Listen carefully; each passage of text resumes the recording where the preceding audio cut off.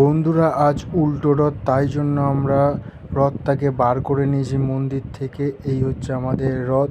এই রথটাকে আজকে আমরা ফুল দিয়ে সাজাবো।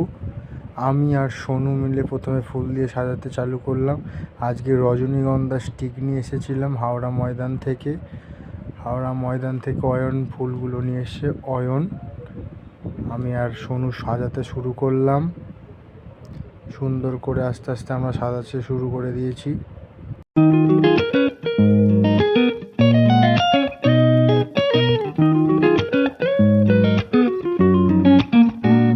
এরপর আমাকে সাহায্য করতে চলে এলো দেবু আর বাবু। আমরা তিনজন মিলে আস্তে আস্তে রথটাকে সাজিয়ে ফেলেছি রজনীগন্ধা, গোলাপ আর সূর্যমুখী দিয়ে। বাবু রজনীগন্ধাগুলো ঠিক করে দিচ্ছিল। প্রায় আমাদের রথ সাজানো হয়ে গেছিল। আজকে আমাদের বালক ভোজন ছিল, তার জন্য সব কাটাকাটি চলছে। এই যে আমি সব কিছু ধুয়ে রেডি করে রাখছি।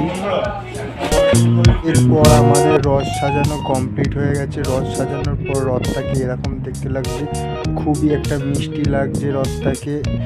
উল্টো রথটা পুরো আমরা ফুলের সাজে সাজিয়েছি। আমাদের সোজা রথে ফুল আনতে যেতে পারিনি বলে আমাদের সোজা রথ প্লাস্টিকের ফুল দিয়ে সাজিয়েছিলাম। এই যে আমাদের ঠাকুর, যা আস্তে আস্তে আমরা রথে তুলব। তার আগে তোমাদের একবার দেখে নিচ্ছি জগন্নাথ দেব, বলরাম ও সুভদ্রাকে। খুবই মিষ্টি লাগছে আমাদের ঠাকুরকে। আজ সে বাড়ি চলে যাবে। আস্তে আস্তে জগন্নাথ দেবকে আমরা রথে তুলতে শুরু করে দিয়েছি। তার আগে রাধাকৃষ্ণকে রথে তুলে দিলাম আমি।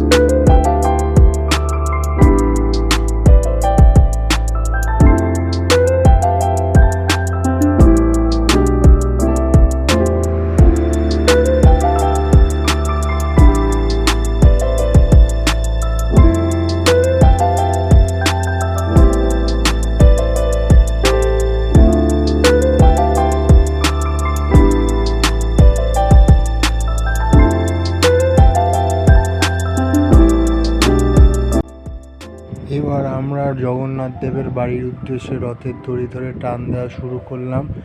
জয় জগন্নাথ বলে বাপিদা ফুল ছড়াচ্ছিল।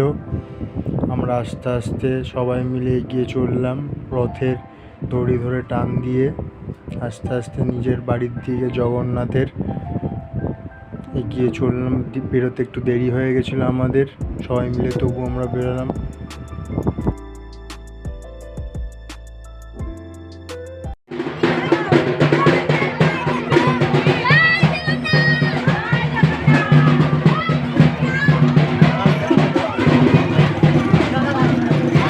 আস্তে আস্তে আস্তে আস্তে